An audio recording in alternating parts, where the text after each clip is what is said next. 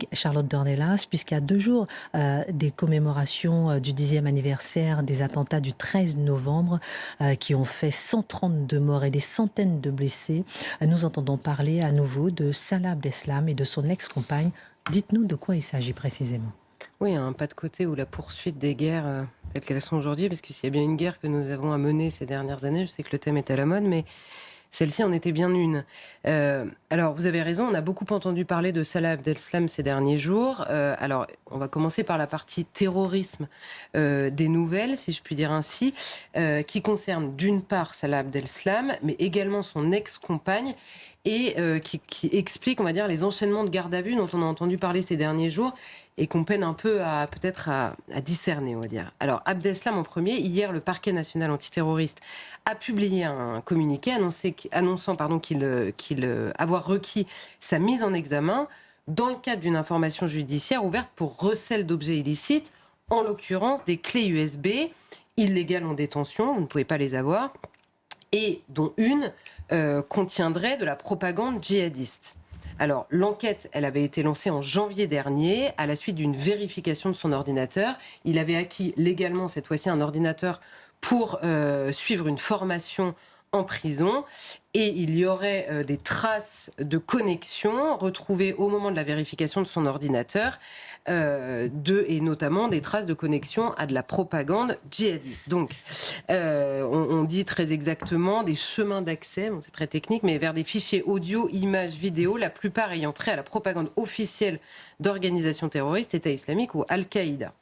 Donc il y a au moins une clé dont son ex-compagne serait propriétaire. Voilà pourquoi nous avons également entendu parler d'elle. Son ex-compagne, elle s'appelle Maeva. Donc c'est une convertie. Elle est mise en examen, elle également soupçonnée de lui avoir fait remettre cette clé par l'intermédiaire de quelqu'un d'autre. Donc c'est pas elle qui l'aurait remise en prison, mais quelqu'un d'autre l'aurait fait, ce qu'elle a reconnu. Elle a reconnu avoir chargé de la propagande djihadiste et lui avoir fait remettre cette clé. Et elle est par ailleurs impliquée dans une autre information judiciaire qui a été ouverte à ce moment-là, parce qu'elle a été mise en garde à vue pour cette histoire de clé USB. Elle a donc été perquisitionnée et chez elle, on a retrouvé de quoi ouvrir cette autre information judiciaire, pour cette fois-ci association de malfaiteurs terroristes, en raison d'un éventuel projet d'attentat qui a été découvert à ce moment-là.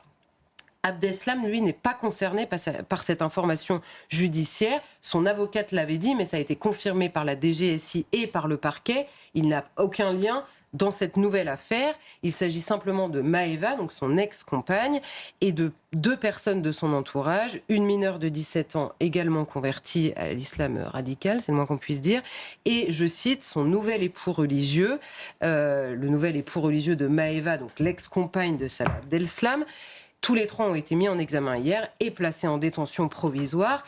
Et sur la vie privée d'Abdeslam, qui a légitimement fait couler beaucoup d'encre, je précise également, parce que toutes ces informations ont été mêlées pendant 3 jours et on avait du mal à s'y retrouver, on l'a dit, marié en prison à cette Maeva. Je précise simplement que ce n'est pas un droit qui lui a été accordé. Il n'est pas sorti pour aller à la mairie. On n'a pas fait venir le maire en prison. Il l'a fait par téléphone et c'est un mariage religieux. Donc il ne regarde personne d'autre que lui et je ne sais pas la personne je ne sais pas comment ça se passe, mais ça a été fait par téléphone. Ça n'a pas été organisé dans la prison. La deuxième chose, c'est que l'administration pénitentiaire avait précisé que cette Maeva, avec laquelle il s'était marié donc par téléphone et religieusement, faisait partie de la vingtaine de jeunes femmes converties qui lui écrivaient extrêmement régulièrement et absolument enamourées, ce qui n'est pas très rassurant, en 2016, donc 1 an après les attentats à Fleury-Mérogis. Et cette Maeva a en effet eu des droits de visite, malgré sa propre radicalisation, à partir de 2024, toujours sous surveillance, puisque Salah Abdeslam est non seulement placé à Vendin-le-Vieil, donc dans la prison de haute sécurité, il est en plus à l'isolement dans cette prison et détenu particulièrement surveillé. Donc il est autorisé à quelques parloirs qui lui ont été accordés après notamment des violences extrêmement graves à l'égard de l'administration pénitentiaire, parce qu'il devenait fou, pour le dire simplement, entre ces 4 murs. On lui a permis ces visites et vous me permettrez d'ajouter un commentaire qui n'engage que moi. Mais je pense que si on accepte, elle, de la faire venir radicaliser, rencontrer Salah Abdeslam, le tout sous surveillance, c'est que ça doit intéresser le renseignement pénitentiaire. Quand elle est là, On sait où elle est. Et il avait par ailleurs, il y a eu la rumeur au printemps dernier qu'il aurait eu un enfant avec cette femme en prison. C'est absolument faux pour la bonne et simple raison qu'il n'a absolument pas le droit, pour le coup, à l'unité de vie familiale. C'est vrai que cette rumeur a couru, effectivement. Voilà. Et il n'a absolument pas le droit à l'unité de vie familiale qui permet, vous savez, des rencontres sans surveillance. Et c'est d'ailleurs la raison qu'il avait invoquée pour se séparer de cette Maëva. Depuis avril dernier, ils n'ont plus aucun contact. Voilà pour répondre à toutes les questions qui se sont peut-être posées ces derniers jours. Merci pour ce point très important. Son avocate a également fait part de sa volonté de participer, je cite, à la justice restaurative. De quoi s'agit-il? Ça a beaucoup surpris, ça.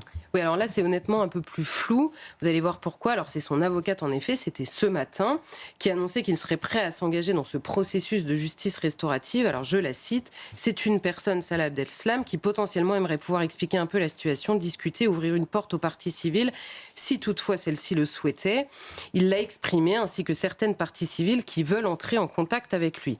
Alors, c'est une démarche qui ne remplace en aucun cas la justice pénale. Ça a le mot de justice restaurative parce qu'elle s'est développée, elle a été inscrite dans la loi à partir de 2014 en France et qui permet de mettre en relation, sur la base évidemment du volontariat et de façon évidemment encadrée à l'intérieur de la prison, des victimes et des auteurs d'infractions, que ces victimes et ces auteurs soient issus du même dossier, entre guillemets, ou de la même infraction. Quelqu'un qui a été victime d'un vol à main armée peut rencontrer quelqu'un qui est coupable de vol à main armée sans que ce soit la même affaire directement.